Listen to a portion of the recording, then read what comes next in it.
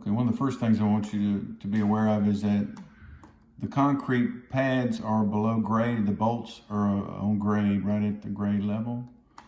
On the first edit, just I'll remove the porch for now. On milestone, a later milestone, we'll come up with a porch system. I need this from the decks. Well, actually, just from top of the I-beam to this I-beam needs to be 9 foot. The decks for all levels, the decks, which will be the edge here to the end of the purling here, would be 20 foot, and then the other way it'll be 30 foot here. So that's the deck area. These headers are too big. Reduce them to about half that size. This one here actually interferes with the roof.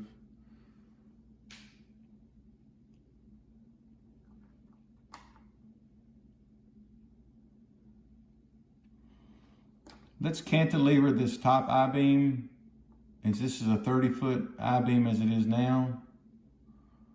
I guess it's 30. No, it's going to be longer than 30.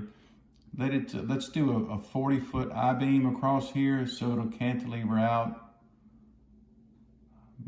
Should be around 4 foot on either end, because that's going to be about a foot, I guess, right here. So yeah, do a 40-foot I-beam here and let it cantilever out.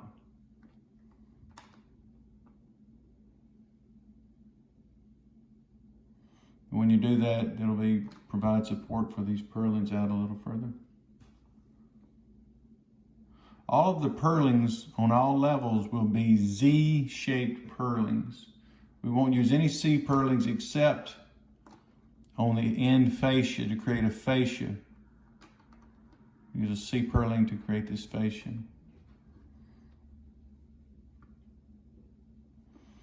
This top I-beam sets atop here, and it's very important to look at it because it's got a very unique, on the side of the I-beam starting to center, we put cleats and they march their way out. Now they're going to march out a little further because we're going to cantilever this out. And it's okay, I need this center one will start 1.25 inches below that, and then you can just spread these out until it goes to the end of the terminus. We're using a metal roof so we can caulk it, it won't matter. There you can see the metal roof underneath now on top of this I-beam, you'll see we have cleats. There are cleats here to put the joist across resort. These joists will now need to extend 24 inches beyond the edge here, so it'll come out a little further on both sides. So these joists will be extended to create a 24-inch soffit. And we'll also have a fascia, a C-purling fascia, so we'll need L brackets in here for this to attach to.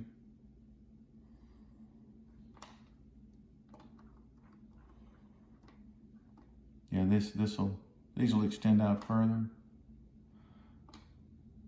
This will extend out 24 inches on both sides. As I said, all purlins will be Z-shaped purlins. Now, if you can develop me some components, I think this is only milestone 1. So I think if we can develop some components, it'd be good. We're going to need a component, vertical column component. We need a horizontal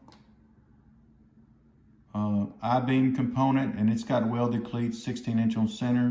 And it'll be for the lower levels. Like I said, the upper roof large I-beam will also be another component.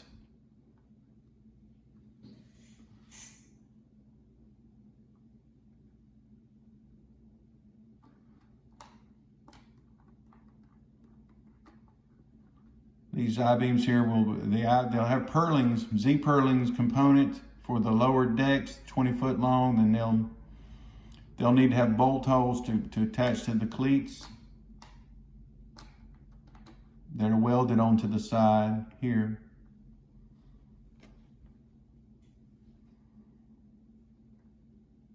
The Z purlings for the roof.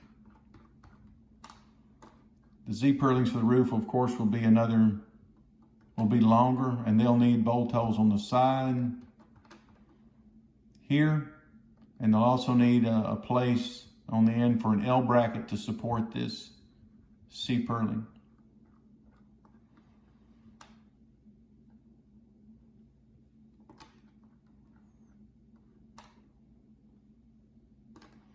So that's all for this milestone. You can find the change. If you have any questions, just let me know. Will be the second milestone. We're going to pull this and kind of merge it into this model.